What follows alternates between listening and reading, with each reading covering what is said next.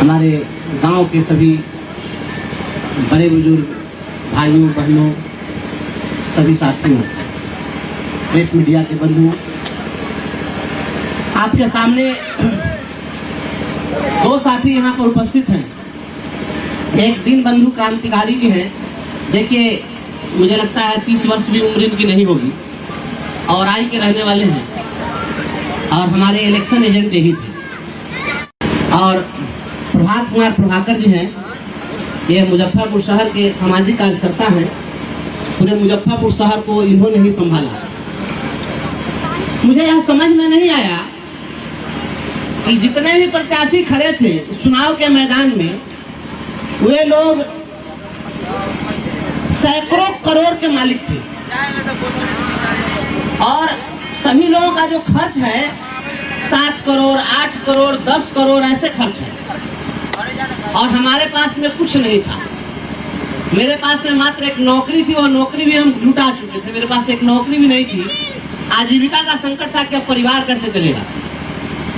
और वैसे समय में पूरे बिहार के शिक्षकों ने, जब मुझे डिसमिस कर दिया गया तो लगभग 1,500 शिक्षक हमारे आवास पर आए थे और सभी लोगों ने कहा कि अगर बोलने के कारण सरकार ने आपको डिसमिस कर दिया है तो आप चुनाव लड़िए। सरकार को पावर था, सरकार ने आपको डिसमिस कर दिया, हमको भी पावर है, हम आपको विधान पार्षद बना करके सदन में भेज देंगे और आप वहां जाकर बोलिए, मुख्यमंत्री के सामने जाकर बोलिए। तो यह लड़ाई बोली की है। बोलने के कारण आज मैं बर्खास्त भी हुआ और बोलने के कारण ही अब मैं विधान पार्षद भी बन गया। और जब काउंटिंग हो रही थी, मैं आप सभी लोगों को नमन करता हूं, इस मिट्टी को प्रणाम करता हूं। मैं यहाँ जन्मा हूं, पला बढ़ा हूं। इस देश के पूरे इतिहास में ग्रेजुएट कंस्टिट्यूएंसी का एकमात्र ऐसा चुनाव था जिस चुनाव में 197 बूथ था। 4 जिला है, नेपाल के बॉर्डर भिट्ठा मोड़ से लेकर राघोपुर दियर तक, और 197 बूथ में से किसी एक भी बूथ पर हम हारे नहीं है, सभी बूथ पर जीते। ये बड़ा आश्चर्यजनक रहा। मैं चिंतित था कि शहर का क्या होगा। मुजफ्फरपुर शहर में मेरी वैसी पकड़ नहीं है। प्रभाकर भैया यहाँ पर उपस्थित हैं। वहाँ के बहुत सारे जनप्रतिनिधि, मैं नाम नहीं लूंगा क्योंकि उनको दिक्कत हो जाएगी, जो अन्य पार्टी के लोग थे, बड़े बड़े नेता थे, उन्होंने कहा कि नहीं, किसी नौजवान को मदद करना चाहिए, ये नीतीश कुमार के लंका में यही आग लगा सकता है। इसलिए लोगों ने मुझे मदद किया और मुजफ्फरपुर शहर से भी हम लीड कर गए, कहीं दिक्कत नहीं हुई।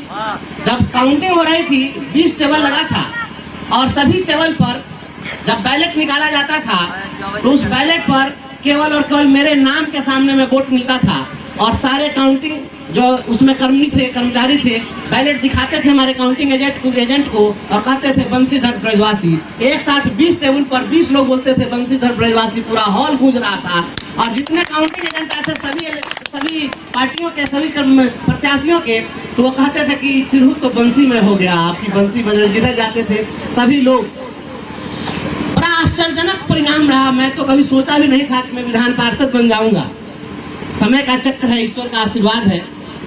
और अब आपको बताएं, मेरे पास जब फोन आता है ऐसी ऐसी हस्तियों का कि कल्पना नहीं कर सकते हैं। दिल्ली का सांसद फोन करता है, कोई कर्नल फोन करता है, कोई ब्रिगेडियर फोन करता है, कोई देश का मिनिस्टर फोन करता है।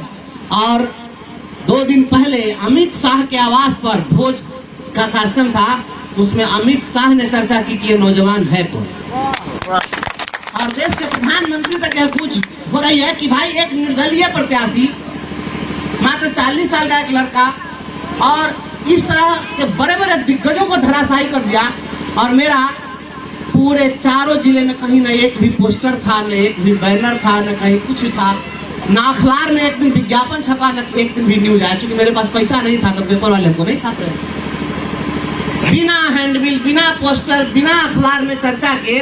और बिहार के इतिहास में उतना वोट आज तक किसी को नहीं आया जितना वोट हमको आया। हम 11,000 वोट से जीते हैं ग्रेजुएट कंस्टिट्यूएंसी में। इतना वोट तो 85 लोग नहीं ला पाते हैं और इतना वोट से जीते।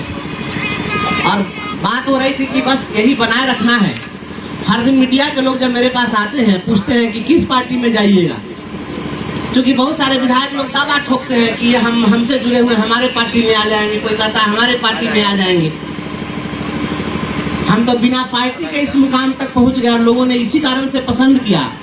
तो सीढ़ियां उन्हें मुबारक हो जिन्हें महलों पे जाना है, सीढ़ियां उन्हें मुबारक हो जिन्हें महलों पे जाना है।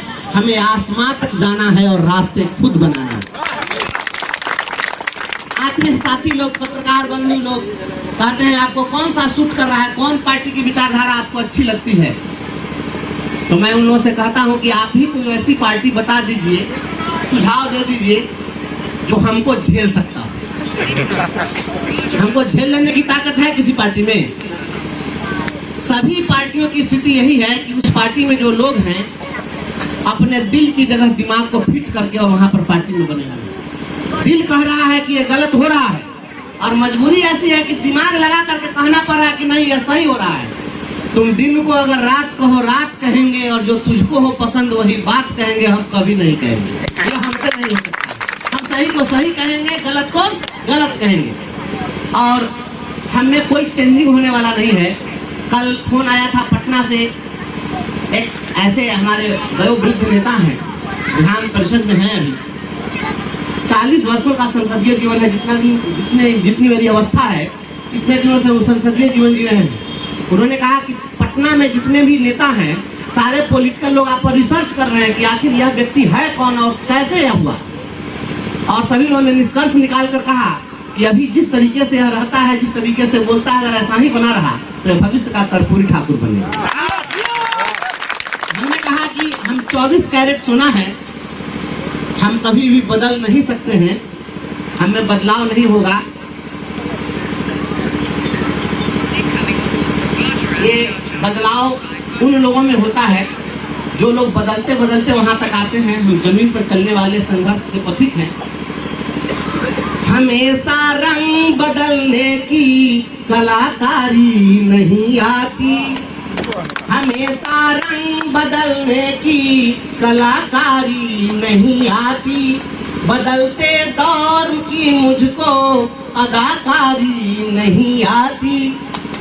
जिसे तहजीब कहते हैं वो आते आते आती है, फकत दौलत के बलबूते रवादारी नहीं आती। असंभव नहीं है, हमें बदलाव नहीं हो सकता है। लड़ाई शुरू हुई थी रोटी की और रोटी की लड़ाई चलेगी। हम आपके घर के हैं, हम आपके बेटा हैं, आपके भाई हैं। कल यहाँ के वीडियो साहिबान ने भी मुझे फोन किया था। डीएम साहब थे काउंटिंग में, 9 आईएएस उस काउंटिंग में थे, उसमें वित्त सचिव भी थे बिहार सरकार। जब मैं निकल जाता था हॉल से तो दूसरे व्यक्ति को बुला करके पूछते थे कि आखिर यह कौन लड़का है, कैसा है, कैसे ऐसा करामात हुआ कि लोग इतने दीवाने हो गए। हमारा 5000 बैलेट इनवैलिड हुआ है, नहीं तो वोट का अंतर और बढ़ता। और उस बैलेट पर क्या लिखा है पता है? बैलेट पर जहाँ पर 1 लिखना था उस जगह भावना में जाकर लोगों ने लिख दिया मैं अपना दिल आपको देता हूँ। जाकर उस पर लिख दिया मैं अपना वोट बंशीधर ब्रजवासी जी को देता हूँ और इसके कारण वह कैंसिल हो गया क्योंकि नहीं लिखना था, वहाँ 1 लिखना है।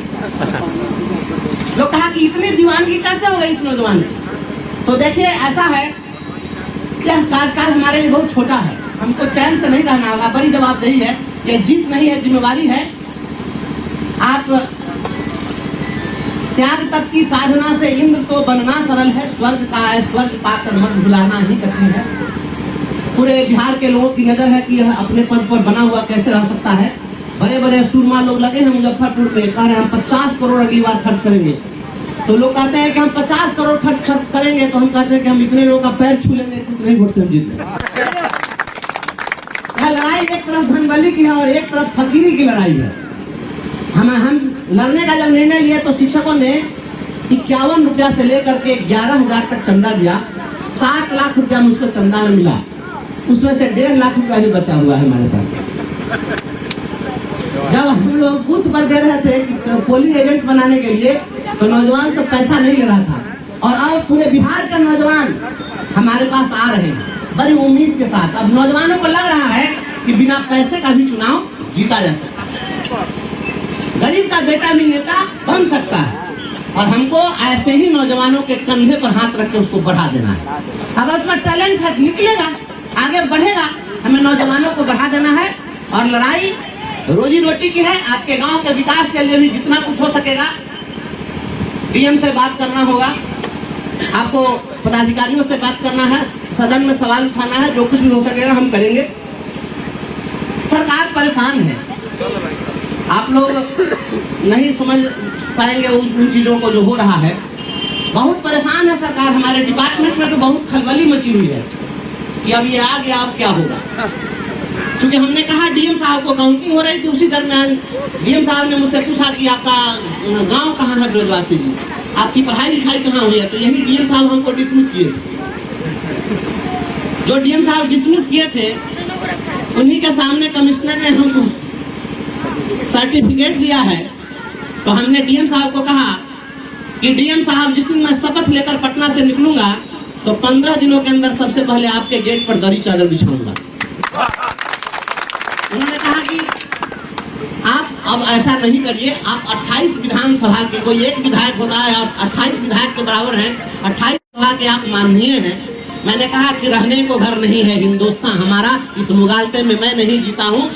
मुझे लोग धरना प्रदर्शन के लिए जानते हैं, गाड़ी में दरी और चादर परमानेंट रहेगा, जहाँ समस्या शुरू होगी मेरा धरना प्रदर्शन वहीं से स्टार्ट। लड़ाई गरीबों की है, अमीरों के लिए तो कुछ किसी को लड़ने की जरूरत ही नहीं, वो सक्षम है। गरीबों की लड़ाई होगी, रोजी रोटी की लड़ाई होगी, मजदूरों की लड़ाई होगी, जहां भी लड़ाई की बात होगी मैं वहां पर खड़ा रहूंगा। और हमारी जो जिंदगी है इसी संघर्ष के नाम समर्पित होगी। 50 रुपया रोज पर शिक्षा मित्र के रूप में बहाल हुए थे हम लोग, आज 50,000 रुपया वेतन मिल रहा है। इसके लिए हमने अपना खून पसीना बहाया है, इसके लिए हम पटना की सड़कों पर सोए हैं, लाठी खाए हैं, गिरफ्तारी हमारी हुई है। जिस डीएम साहब ने, लोकतंत्र की खूबसूरती है, जिस डीएम साहब ने मुझे डिसमिस किया, अब उन्हीं के चैम्बर में जाएंगे तो वही डीएम साहब खड़ा होकर मेरा अभिवादन करेंगे। यह लोकतंत्र की खूबसूरती है, यह आप लोगों के आशीर्वाद से ही संभव हुआ है। इसलिए हम तमाम अपने क्षेत्र के सभी नौजवानों से भी कहना चाहते हैं, हमको शपथ ले लेने दीजिए, थोड़ा सा सिस्टमेटिक करते हैं और कुछ व्यवस्थित करेंगे और सभी लोगों को जोड़ेंगे। आइए, राजनीति के क्षेत्र में भी आइए, सामाजिक क्षेत्र में आइए। हाँ, गलत नहीं करिए। अगर आपका दिल साफ है, अच्छा करना चाहते हैं तो हमसे जुड़िए, हम आपको मदद करेंगे। यहाँ से लेकर के पटना तक हमारी तो धमक है, दिल्ली तक बड़े बड़े सूरमा लोग फोन कर रहे हैं, क्योंकि उनको चाहिए बोलने वाला व्यक्ति चाहिए, एक लड़ने वाला व्यक्ति चाहिए था। अब लोग सोचते हैं कि हमारे यहाँ आ जाए। अब वही गीत जो पहले हम गाते थे तो कोई नोटिस नहीं लेता था। मेरा बेटा बेटी 28 जुलाई को जो गीत गाया, उस गीत को अब अखबार में छापा गया।